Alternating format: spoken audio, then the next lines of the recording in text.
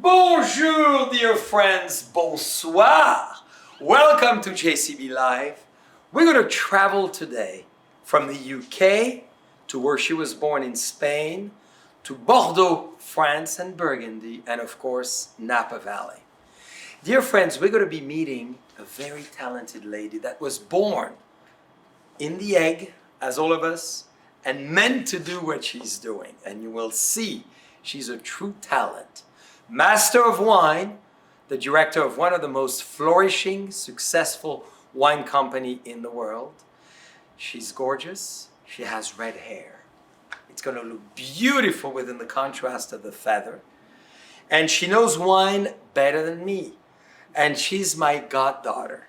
Can you believe that? Yes, my goddaughter. Because she entered our brotherhood as early as the mid-1990s. And we've been friends since that time. So her name is Clare Tooley, one of the most famous names in the world of wine. And she loves pink bubbles more than I do. She takes bath with it. She treats her husband with bubbles all and every morning. So to bring her in, I'm going to go and get her, as we say in English, fetch her. And I'm going to bring a glass of bubbles for her. And I'm going to do it in a very special way. Dear friends, this is so exciting. To be one knee down and to propose to Claire to be on our show. Jean-Charles. Oh! I adore you. An exciting moment. Thank you very much. Voila, Your My Highness. goodness. This Well, is how like receiving, lovely. dear friends, the Queen of England of wine. This Cheers. is a true honor, Claire. Oh, no, it's my treat, my honor. So I have a very important question to you to get started. As I look at you in the eye, for our cheer, because I understand it's signs of good luck Yes, indeed. and good fortune. Indeed. Why have you resisted so long to be on the show? I've been begging her since day one. I am so pleased to be here. I can't tell you, it's been a long time, although I feel like I've seen you every day because I have become one of your biggest stalkers, I think. Thank you. We love it. You know, one of the reasons I resisted was because you've had such extraordinary people, honestly, and it's been a real gift that you've brought all of us a chance to listen to some of these, some of my heroes and heroines of the wine world and beyond. And honestly, it's been a real light in what's been a fairly difficult year for everybody. So thank you. Well, and cheers many to you friends for are that. so. Thank you to you for being part of the chat, part of the comments, part of the wine world as well.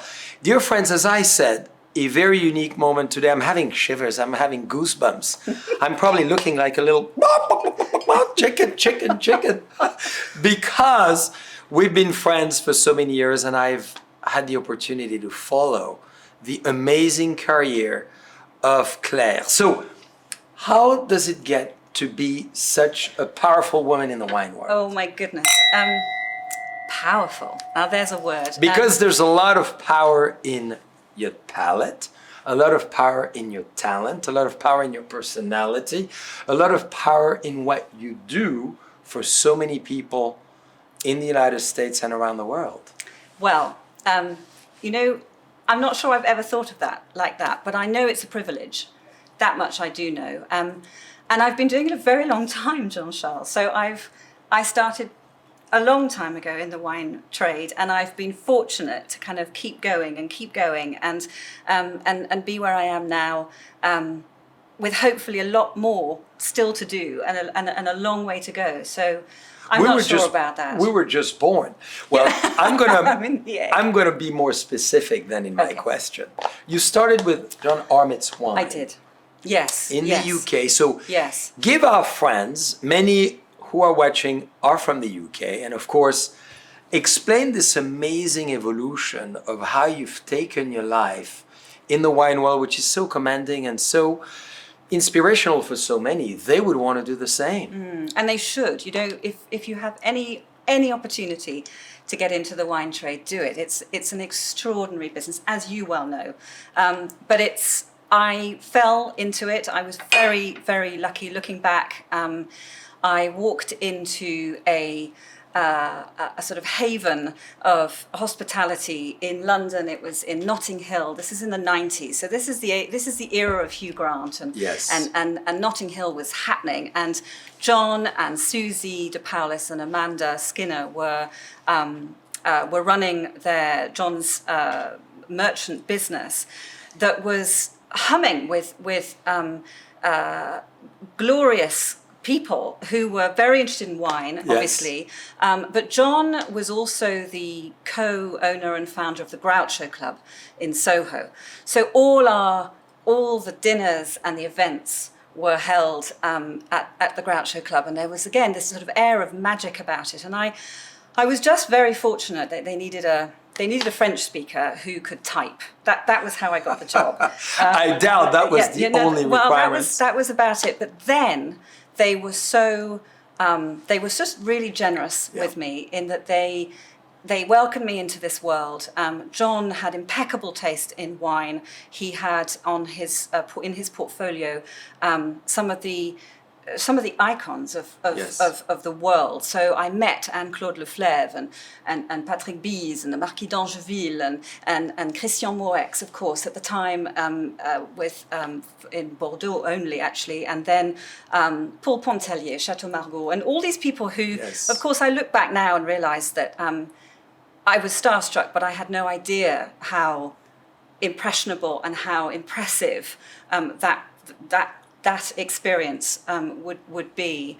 And I think I was just seduced by it. I was very young and I loved it. I just loved the whole social aspect of wine. And then it was little by little as I then became a wine buyer, and that was when the hard work started. and what seduced That's when it got you serious. Into that whole period that you said, this is what I want to do? Because you were a young little girl I was. at the time, I was very young, and you just had graduated from school. I had, and I'd been a real student. I was very studious. I was at Cambridge. I took it very seriously. I loved my studies, and I met my husband in the library. That's where I was, and so I left that and sort of launched into this very glamorous world, what I considered to be very glamorous at the time, of wine. And I think it wasn't until it started getting harder and more difficult, and I took my responsibilities as a buyer more and more seriously, that I began to think that I could perhaps combine the studious with the pleasure. And that wine was so much more if I wanted it to be, if I was prepared to put the hours in. At Cambridge, you were studying something quite different than wine. Literature. That's right. Yeah, I know French and Spanish. Which you master very well, both. Now, were you part of the Cambridge Wine Society or anything of that? No, not at all. Wasn't my thing. I don't think I knew really very much about it. I wasn't a drinker. I was a party goer, but in sort of mild terms. And well, as an English girl, mine means maybe extreme as an American girl or Japanese girl, right? Maybe it's all relative. No, I went from that to this trade, which which I've loved for years now, really for years, and it keeps giving. It's an industry that is full of possibility in all sorts of aspects. It's not just production or winemaking. It's not just the creation of labels and designs. It's not just technology. It's all of those things, and it's farming and watching the climate, and I mean it's fascinating, and I think that was something that I only really began to fully appreciate probably when I started the MW studies, and that was after years of... That was in 2012. Yes. Indeed. But we'll go back to the Masters of Wine in a moment. So how did your husband seduce you? Oh. Because to be in the library is a strategic place. I'm not telling you, but it was... Do you know, as a student, I would spend a lot more time in the library just to visit. Oh, well, there you are. To identify the good-looking ladies that I wanted to date than the classes. I'd love to think that's what Dan was doing. No, we were very young, and it was, we went to London together after we graduated, and... Love at first sight? Yes, and then a few dips along the way, which is all to the good. The path of true love. And they have beautiful children. How many boys? Thank you. Two boys. And very yeah. athletic. One of them is an amazing tennis player. So I look forward to playing with him very soon again. Yes, thank you. Well, they're my lights. They're the apples of my eye, for sure. So how does it feel to be surrounded by 3 men at home? Aren't I lucky? Well, and in the wine world at the time you started, it was a very male-dominated world. Yes. Specifically in the UK and yes, France. It was, although bear in mind, as I say, that I happened to start in a company that was actually very empowering and female run in many ways. So that probably for me meant that from the get-go I didn't question it too much. I've had experiences since then. I've travelled to many places and many regions and many countries where that inequality, if you want, certainly a more dominant male presence is still to this day very visible. But probably I started out somewhere that wasn't an issue as such, and John certainly treated us all very, very much as equals, and subsequently where I've worked as well, I've been fortunate that way. Yeah. I know it's not the case. And you've made such an amazing path and example as a lady. Now, I'm just reflecting, if I was in the library on the opposite side, I would have a bottle of JCB 69 in my bag, and I would come discreetly to the side of Clare, and I would pop the cork and say, would you want to have a glass of wine with me? And she wouldn't have the choice because the bottle would be open. And you never turn down a glass of bubbles, let's face it. Ooh, one of life's rules, for sure. So, ladies and gentlemen, if it happens to you, just be open-minded. That's what you were in your life. Yes. So give us your Masters of Wine description. Oh. And granted, dear friend, JCB 69 is a Burgundy. It's a Pinot Noir, which is one of the few loves as well of Yes, it Clare. is. Yes, Pinot Noir is definitely a love, but it's a fickle love, isn't it? Pinot Noir. Some of the most beautiful wines I've ever had the pleasure of drinking have been Pinot Noir, and also some of the most reticent and least expressive, and least generous in some ways because they're hiding. So it's a fickle love, but I have to say this is delicious.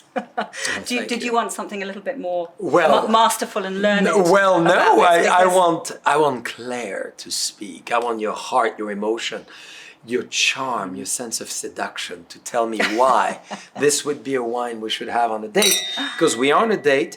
Dan is watching. Right. But luckily he cannot be as close as you and I.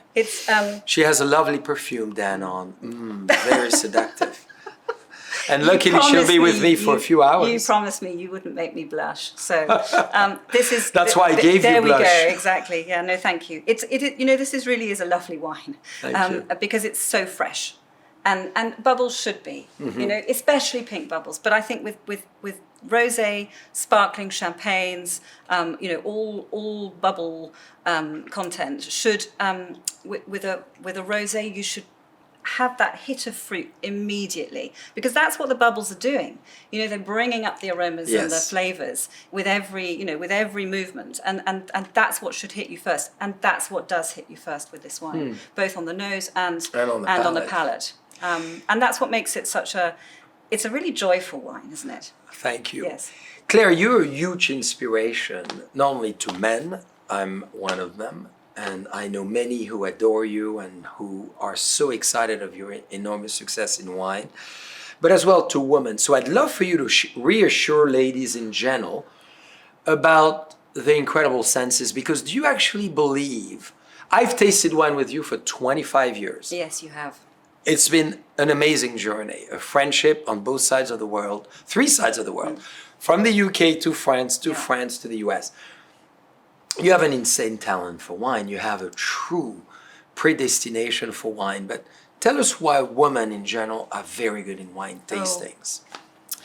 So that's a tricky question. Yes. And I do think women are very good tasters. I think men are very good tasters too. I think that when women really dedicate themselves to it, when they really focus on it, I think that they perhaps it brings out in them something that is inherently to do with their desire to care, their desire to look at detail.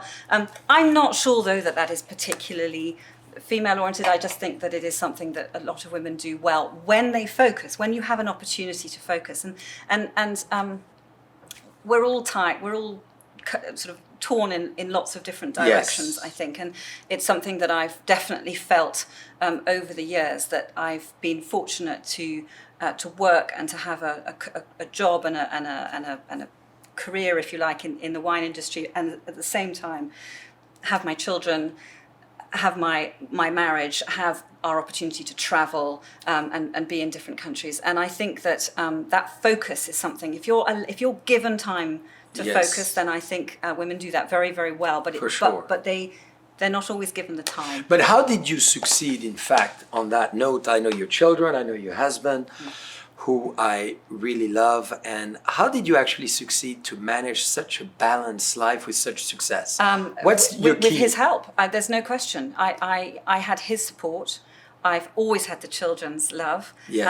I've had him, getting my back when I was delayed on a flight, or he would be there to pick up the children. I've been very fortunate. I've had a lot of support from the family, and not just my immediate family, but also my extended family. My father's always cheered me on, and so have my brothers. And having that support network is essential. Sure, it really is. You can't do anything entirely on your own. You need support. And you need to know when to ask for it, I think. Well, and I believe that's one of the most critical as well, is sometimes not just to feel. No. You're alone and you ask for it and it comes. And it comes. It comes. But you have to ask sometimes. And I know you're not at all a feminist in that sense, so I don't want us to necessarily go in that tangent, but as a woman, you've been an amazing leader. And I love that into the success of this enormous company you work with today and you lead. So what are, in addition to this, some of the advice you may want to give to a lot of the ladies? Because today we have hundreds of ladies with us, and we're going to have thousands watching us, and always looking for. So I would pick up on something that I was told by a brilliant woman in the wine industry, someone you've had conversation with this year, Deborah Myberg in Hong Kong, who for me has always been very much a mentor from afar. She said to me once, she said, "Claire, just be tenacious." Yes. And it was something my mother probably had said to me when I was younger. I was brought up with two brothers who I adore and who teased me mercilessly, and my mother used to say, just stand up for yourself, Claire, and give it right back, and be tenacious. If this is something that if you as a woman in the wine trade feel that you want to get to a certain place, be a buyer, for example, which I highly recommend, or a saleswoman out there, that's tough, but it's incredibly rewarding, then you have to go for it. You have to work really hard for it, and you just keep going and ask for help, ask for the mentorship, and because there is plenty out there. And I think the wine industry genuinely is full of people who are extraordinarily generous with their time, with their wisdom. You've been talking to these people this year. I've learned so much from the people you've spoken to this year, and their message has been loud and clear. I'm here. I would love to share whatever I've learned, if it's of any use to anyone. Then, and I think the industry's full of. And do you have mentors yourself? I did sort of specifically for some of my studies. I have done throughout the last few years. People have sort of appeared in my life, and I've been fortunate enough to be able to ask the questions I've needed to ask. I rang you about California. Well, and to when that opportunity we should toast to that, because maybe with a Chardonnay now. Okay. I served you another surprise. Well, we could do both. What about both hands? Claire always finishes the glasses now. When it's good. Cheers. I'll double fist. Do you have as well yourself? Are you the mentor of a variety of people?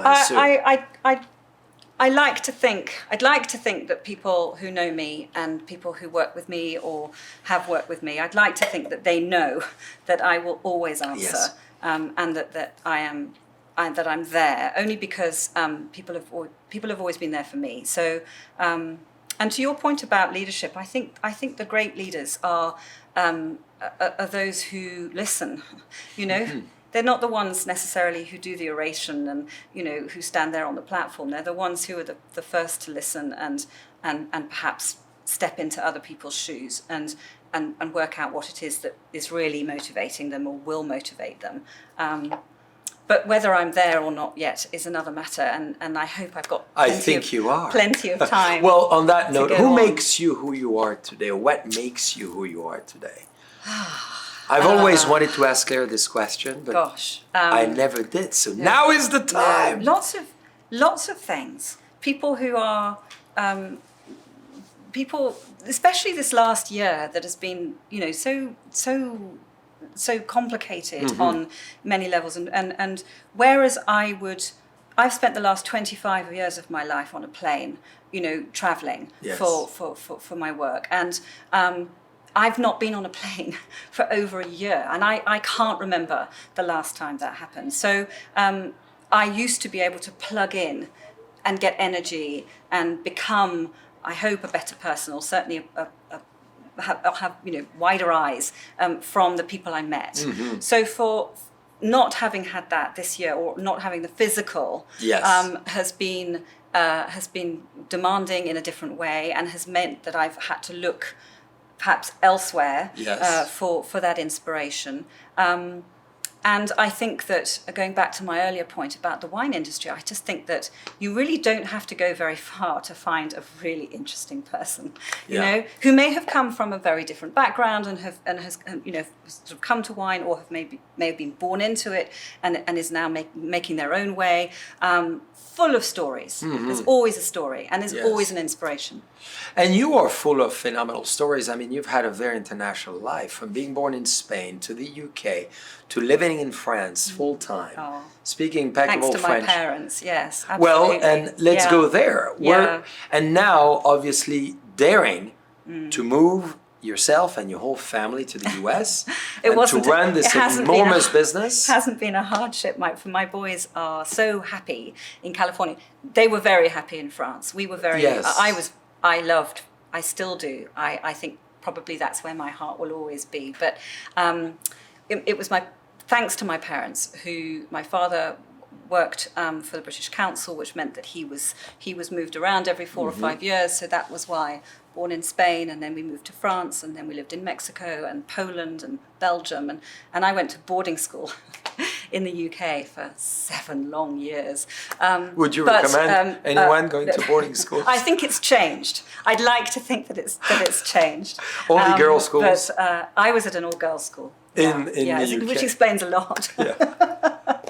Explains what? Explains a lot. Tell us more. No, maybe something we should know.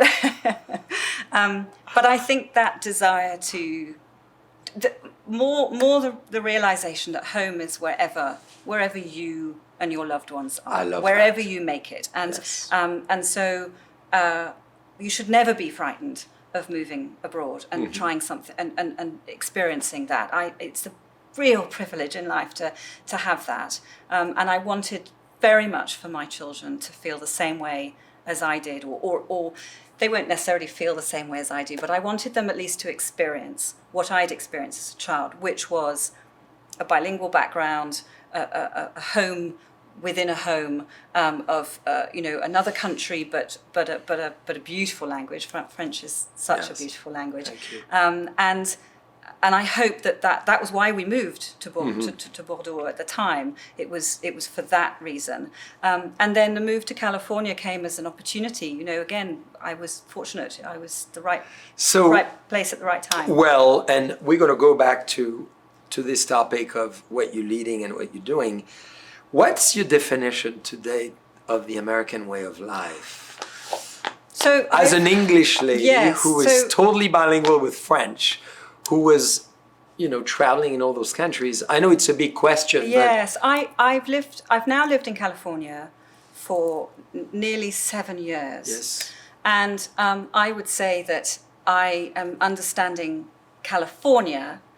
Whether I understand the United States of America, I think is very different. This is such a vast country. It's a uniquely beautiful physically. It has an extraordinary history that is in the making, even now. Yes. And that from a European, from rather tired European eyes, that's very exciting to witness and to play a. It's exciting, right? It is exciting. Yeah. There's a frisson here which is I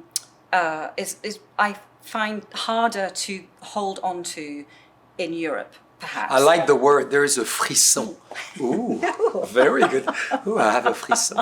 But I do. I think there's a buzz. There's a buzz here, and that's slightly cliche. I know everyone says that about America. Oh, go to America, make your follow your dreams. It's hard. I mean, I don't think it's straightforward. I think it's complicated here. Yes. The vastness of the country, the diversity, the issues of the day make it challenging. Mm-hmm. But one should be up for a challenge. I mean, isn't that what life's about? And are you following your dreams? Yes, I am. I am. I sometimes like to wake up from them because sometimes they can be quite demanding, and I'm not sure where it's going to go. Do you have wild dreams? I mean, they don't have to be physical. It's not what I meant. Of course. But wild dreams that goes beyond family and love and work. Wild dreams that could be, one of mine, as you know, is to go to the moon or to go to Mars, which I will do. I will wave to you. I don't want to go to the moon. Yes, I will wave back. Just put a little flag on there. Yes, will you? Of course.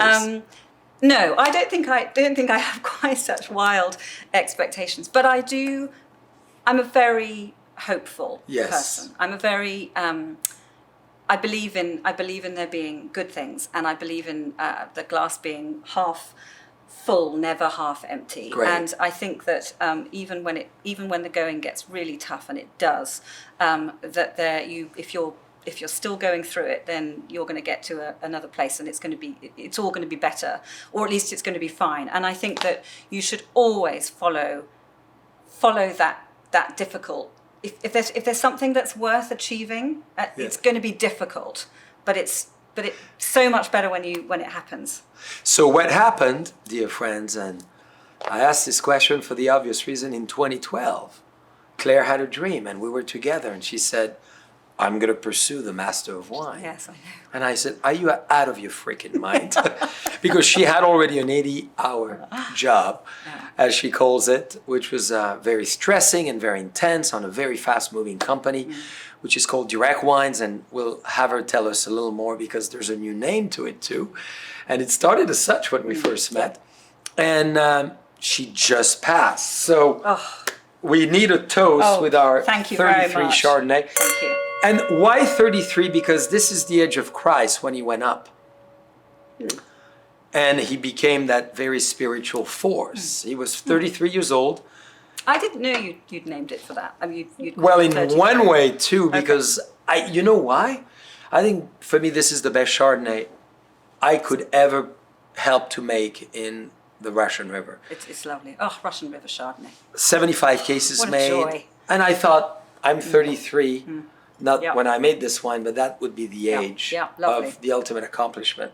So the age, with children, it's 7, isn't it? Âge de la sagesse, is that right? The wisdom age, and then so maybe as an adult, I can see 33 being quite a. 33 is quite a 30. I've always considered myself to be at least 10 years younger than I am. So that's sort of 33, 34, 35. That's your age. Sounds about right. So was it that dream of yours to do the master? Yes, it was. Tell us what you went through, and congratulations, because in a short 7-8 years you did it. So that's phenomenal. It didn't feel quite so short at the time, but I'm sure. But Yes. So the Master of Wine's a bit of a funny one. I would recommend it.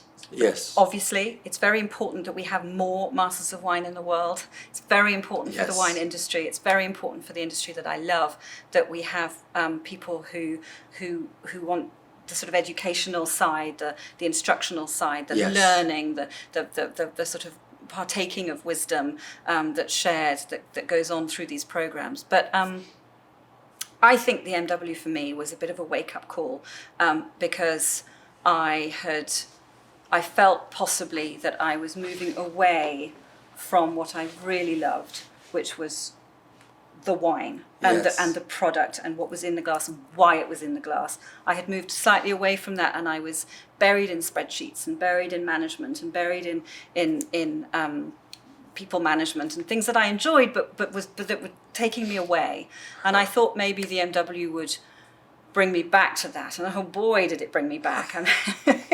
And then, of course, it was a question of once I'd started, I wasn't going to give up, not until they kicked me out, so... and they never kick you out, they kick you in. They never keep you... They gave you the degree. Well, you earned it so well, hard. I failed along the way plenty doesn't? of times, and that in itself was probably a salutary lesson, and a good one actually for my children to see that you brush yourself off, you cry, you get over it, and you move on, and you do it again, and you do it slightly differently the next time. And you do it again, and you win the second time, which was great. Yes, or the third or fourth. Give us a sense of your thesis, because I love the topic of the thesis. Yeah, so I had always thought that the best thing about the MW would be the research paper. So that's the third hurdle. You do your theory. Only when you pass the first you pass the theory, which is everything from soil to shelf and everything in between. And then there's the practical, which is obviously the tasting piece, and then there's a research paper, and you can choose your title, and then has to be original research. And I had obviously been living here for a number of years by then, and the one thing that I think is very interesting about California and the West Coast, Oregon and Washington as well, is the cannabis industry. So I thought, how do you say that? Cannabis. Oh, good. Why? Beautiful English accent. How do you say it? And what's the plant that creates the cannabis? Weed. Oh, here we are. Pot, marijuana. Ah, good. Now I get it. So now you get it. So, and I thought, why not learn about something else? That's it. And see what connections or not it has with wine. And so my focus was actually on its effect or potential effect on viticulture. So I looked at the land. Yes. And I looked specifically actually at Sonoma County, and I used the prohibition in Napa, the sort of ongoing rush in Oregon and Santa Barbara, and Mendocino for that matter, as foils, if you like, to explore what was happening in Sonoma. Is it going to become a book? Oh, I don't know, but now you've asked me, and you asked me about what my dreams were. I really want to write a book. Wow. I just haven't decided quite what it's going to be about. That's such a great, phenomenal topic that is so in need of information today. Yes, because people are really, excited about this. It's a big one. I think it's a big one, and it's very interesting. Yeah. I found the research to be more interesting even than I thought it would be. It took me slightly longer than I thought it was going to as well. I was very pleased to finish the paper. There's a lot more to be discussed and looked at. I'm not sure whether that would be my book, or whether I'd want to talk about the kind of the countries where wine is sold and bought, and the places I've visited that are not just the wine regions in the world, but where people actually, the places where people are not faced with these beautiful vineyards, but are still in love with wine. That's right. And still want to drink and learn. And I wondered whether there was some sort of adventure story about. So do you think Napa, Sonoma ought to embrace marijuana and maybe marijuana growing? So you're going to get me into real trouble, aren't you now? Yeah, thanks. Well, I know as an English Cambridge graduate, you will always answer both ways. I will. As most of the parliamentary systems. So exactly. So my answer would be, well, it depends, doesn't it? Depends who you are, depends what your interests are. Boris Johnson will be replaced eventually by Clare Tooley.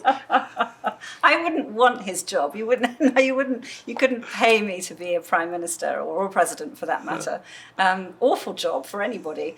No, I think that cannabis is here to stay. Mm-hmm. I think that with the legalization here in California, it's something that my children already, will grow up where in a world where it's not illegal. Yes. And that's huge.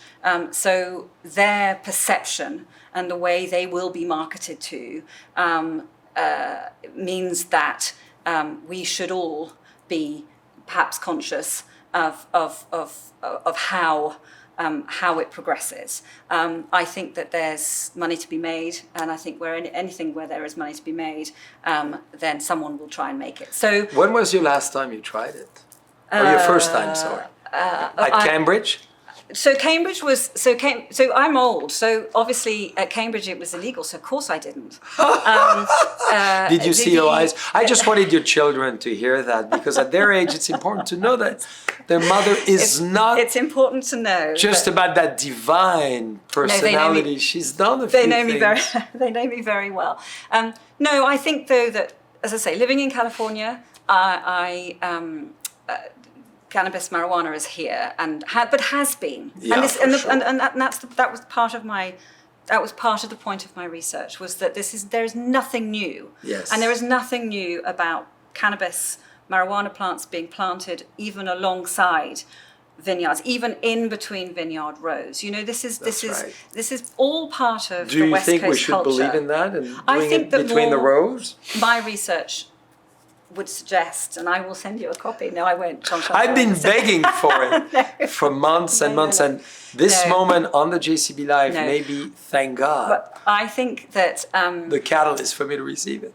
Part of my recommendation at the end of my project was that we needed more research. We, as a wine industry, needed to get hold of this and look at it and work out what the benefits and pros and cons would be. Work in harmony. I'm a harmonious person. So work in collaboration. Much more important to look at that than to try and. So it's still too early. Eventually, to make big decisions. I think it's here, Jean-Charles. I think it's, and certainly as you move down the coast and up the coast, for that matter, from here, does it go well with you're wine? Into it. So as a purist, and I am first and foremost a wine person.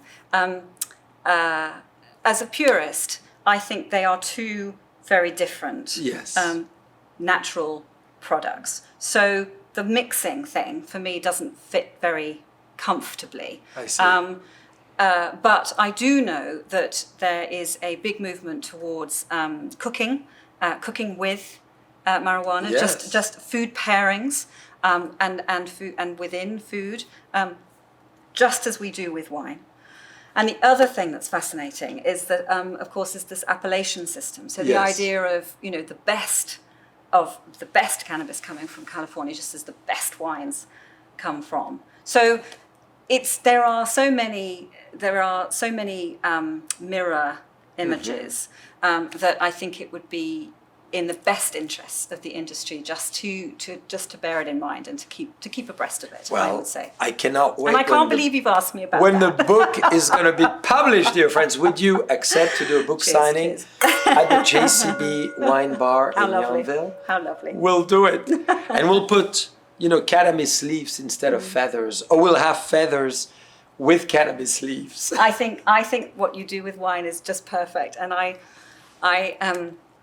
I will always be a wine person for sure. Yes. Yeah, that's no, but sure. it's a very powerful subject that you brought light to, because I'm sure a lot of the masters of wine reading your beautiful research in the UK or in France are typically very remote to this topic. We're absolutely. Not as advanced in Europe. No, and I think that was part of the reason I wanted to learn more about it, was because it just wasn't something that had crossed my radar in all the years that I'd lived in France and the years that I'd lived in the UK.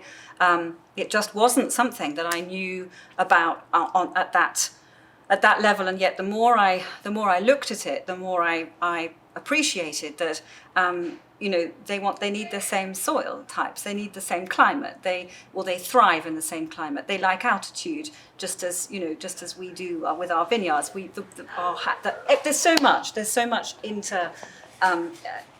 intermixing, as I say, mirror images, that I thought it would be worth doing the research. And I have no regrets, even if it took me quite a long time.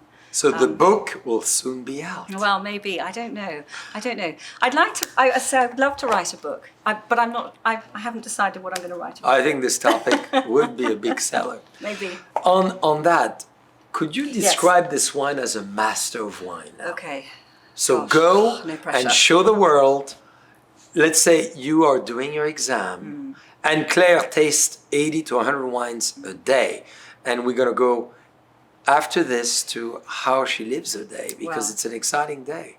So the Master of Wine teaches you that you know nothing and that you need to step back from a glass and look at it, take it apart critically, to fully understand it. And so so every element, it's really important to give every element. And the problem is that we don't want to diminish the pleasure. And this wine is so pleasurable because it's drinking so beautifully now, isn't it? It's quite youthful still. It's got all that lovely vanilla pod, Chardonnay, even some mango and apricot fruit going on the palate. But if you step back, apricot. If you step back from it, we are stepping back. We're stepping back. We're looking at it. We're looking at the colour, and we're appreciating its components. Mm-hmm. So one of the first things, obviously, that hits your palate is the acidity. This is what you feel first. Mm-hmm. So once you've nosed it and you've got these lovely aromatics and you're thinking, gosh, how is it possible to cram so many different aromatics into one little glass, although this is a beautiful big glass. How is that possible? So you've gone through that sort of slightly baffling mind fog of aromas, and then you put it in your mouth, and it's the acidity. Frisson, fog of aroma. Those are new terms I'm going to use, dear friends. So it's the acidity, and what's so beautiful about a really high quality Californian Chardonnay is that you have this perfect symmetry between ripeness that you're obviously getting from the glorious sunshine. Yes. The fruit is ripe and slightly exotic, but you also achieve this beautiful line of acidity because of the fog coming in the morning, because of the diurnal contrasts of temperatures night and day, because of the altitude of the slopes.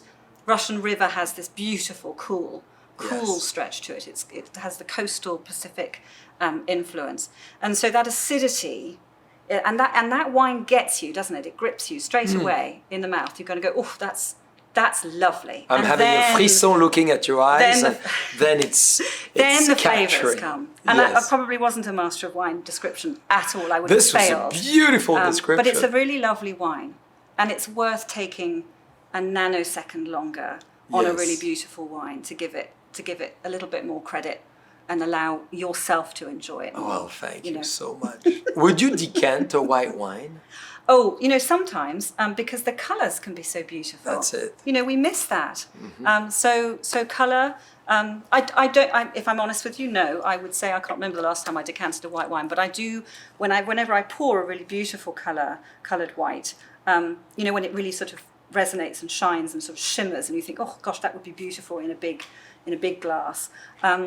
There's wine we decant often for Clare, the Clos de Vougeot Blanc. Ah, yes. Well, there you go. And there's a wine with acidity. There's a wine that needs to stretch. Yes. It needs to stretch. It's sinewy.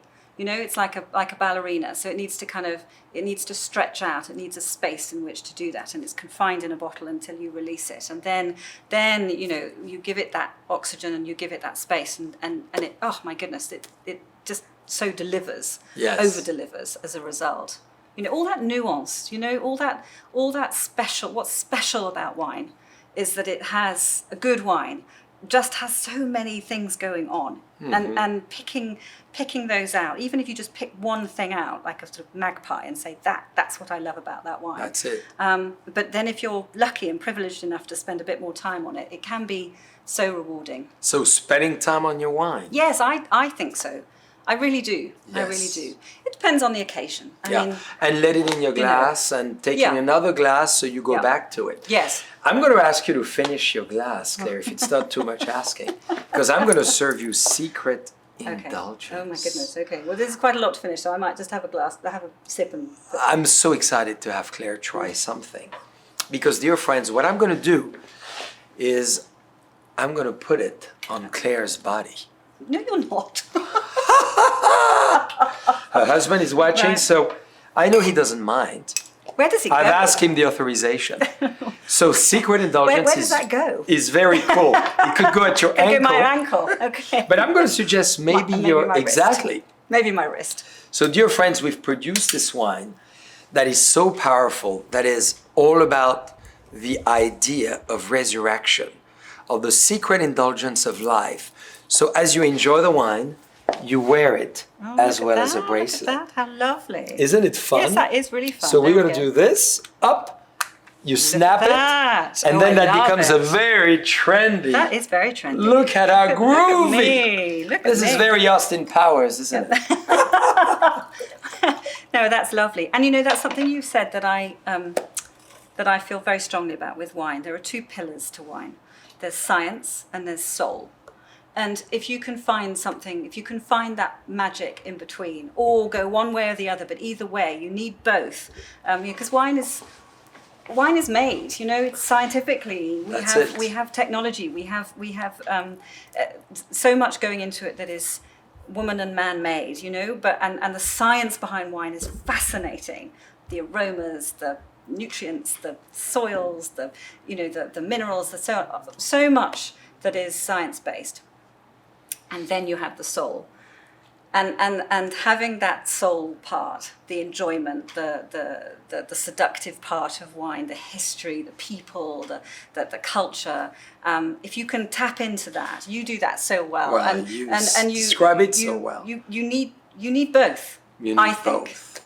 Talking about having both, let's have a little toast, Thank of you. course. The sound of crystal, dear friends. Passion Collection. This is your wine glass. Wow. If there was a time that was not the time you've lived in, Claire, Oh, when would that be? something that's come before. So I can't go into the future. You can. Oh, okay. I'm not sure about the future.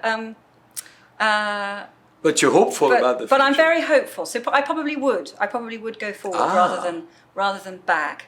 I've always sort of fancied myself in a big crinoline and a big sort of, you know, kind of Henry VIII type. But I mean, he was awful to women. So I probably wouldn't really want to go back there.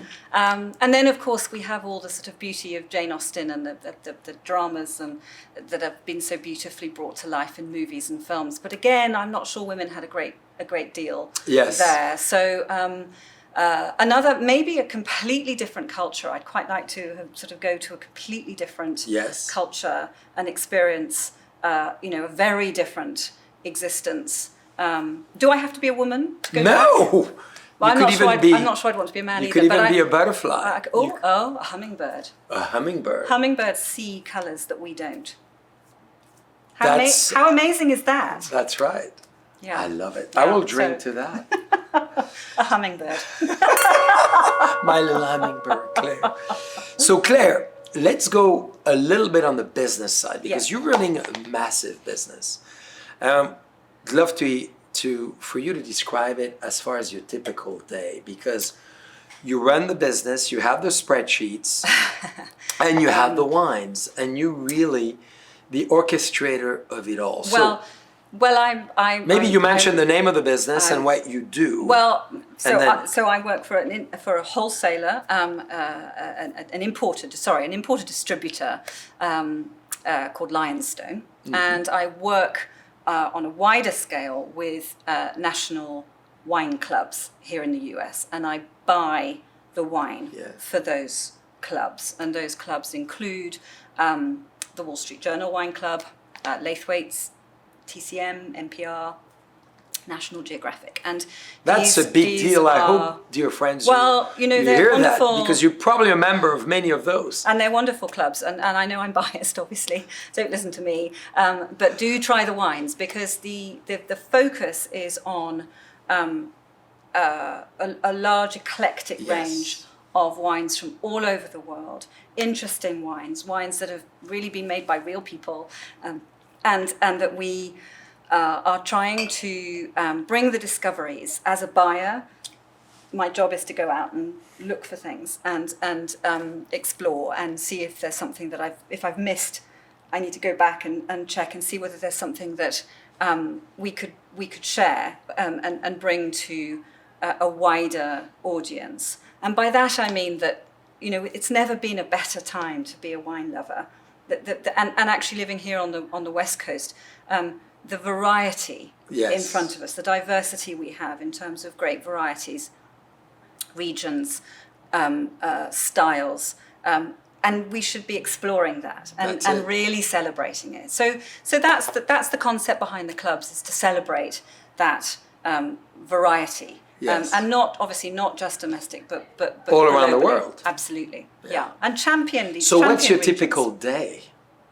Because this is an enormous business, dear friends, enormous job. I taste a lot of wine. So my typical day in lockdown has been answering the doorbell to some wonderful couriers, FedEx, UPS, who are very worried about me because they just keep bringing boxes of wine and wine samples. And I say, no, it's my job. I'm doing this. They understand the addiction. Well, you have an addiction. You might as well embrace it. Oh, it's for you, Claire.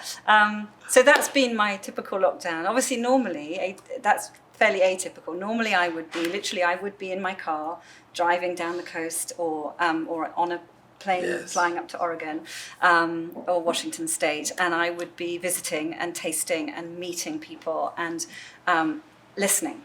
I know I do a lot of talking, but I would... You're a great listener. She's an amazing listener. And I would listen to their stories, and I'd listen to why they've made the wine and why they love it and why I should love it, why we should love it. Yes. That's brilliant. And what is for you the observation and maybe the idea of the evolution of taste in general? Whether it's Europe or the US, where you have lovely question. An incredible influence in that, because you obviously, as you select wine, you influence people's opinion. Yes, you do. But what I hope I do, what I would always try to do is not so much influence as encourage, and say, you've not had this before, but don't be frightened of it. This is what it looks like. This is what it reminds me of. This is the flavor profile. This is where it's from, and something else you might know a little better is also from there. Yes. How lovely to try something different. So I would like to think that a buyer's job is to encourage rather than to tell people that this is what you should be having. And that's what you do very well. Well, I just think that as someone who is also sold to on a daily basis, I know how I react better when I'm shown options and I'm encouraged and I'm left alone in some ways when I want to make the decision. But I might fall for something, or be inspired by something that someone's told me that I hadn't thought about before. Mm-hmm. So I see that as being very important with wine. Self-suggestions. We are so privileged to work as closely as we do with a product that is, we should never deify wine, but a product that can be so interesting and so multidimensional. So the least we can do is make it as accessible as possible, and not closed doors, and not a club, and not a closed club. It should be generous. We should always aim to be generous, I think. And is there something in wine that you think hasn't been done that should be done today? No. No. We think we can invent everything, don't we? It's like, my children thinking they've invented sex. I mean, we don't. Well, it would be nice. I think we constantly reinventing sex. Right. Maybe. Well, we should. I think our biggest challenge is to protect what we have. And that has to do with climate change. That has to do with our water management. That has to do with our treatment of our people, our communities. So I think our biggest challenge right now in the wine industry is to look after the legacy. And talking of legacy, one of the most beautiful conversations you had recently, or that I rewatched, was with the late Stephen Spurrier. Of course, and I was thinking about him, and I was thinking about how he was someone who loved wine, loved what he did, and he brought such charm to so many of his projects. And he now, he leaves his vineyard in the UK. Very, very exciting to see the UK making such glorious sparkling wine. Well-deserved success. Yes, but that sort of idea of legacy, that idea of protecting what we've been given. So is there anything that we haven't done yet? Oh, there's lots we haven't done. Any advice you should give us?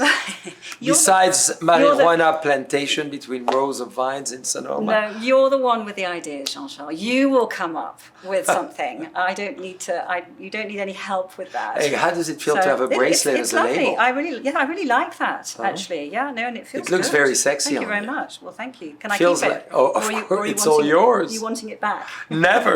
Whatever I give is yours forever. There's the generosity. But tell me, I'd love for you to tell me about this wine. What is it? And Claire does not know anything about this wine. It's the first time she tries it. Yes, I don't like playing this game. I don't like. But she's a master of wine. She knows how to guess. What I do know wine. is that it's really African, aromatic. Japanese, It's from the moon. It's from the moon. Wouldn't that be wonderful? Well, if there's an opportunity, we'll be the one planting. That's exactly. the thing. There's a crater known Nuit Saint-Georges in the moon. Is it really? Yeah. From Jules Verne idea all the way to the astronauts. Oh, seriously? Yeah. Gosh. And do you really want to go to the moon? Oh, it's been my dream since I'm 4 years old. Really? I was born, in September of '69. Right. Yes. A few months before they were on the moon. And it had a big impact. It's a dream. Gosh. To go into a spaceship and I'm not as excited about going underwater. To see it from there. I think that vision from to see the Earth from the moon, I think would be extraordinary. Yes. Yeah. And the other planets, because I'm sure we could see a lot more than Earth. That. Yeah. I just wouldn't want to get there. But it could be Mars. I'm fascinated by the sun lately. I was watching yesterday a great show. Mm-hmm.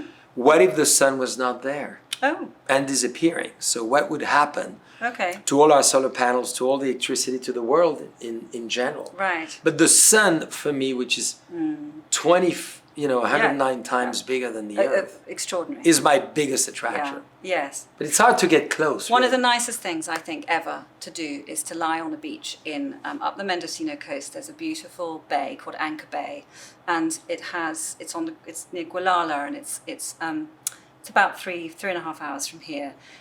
It's a beautiful beach, and you have the Milky Way kind of just there, just right there for you, and lying there and looking at them. There's no light pollution up there. Is extraordinary. So I understand the yearning for the planet. Would you have this wine with you on the beach when you're watching at the moon? Yeah. Well, and I wave at you. If I was lucky enough.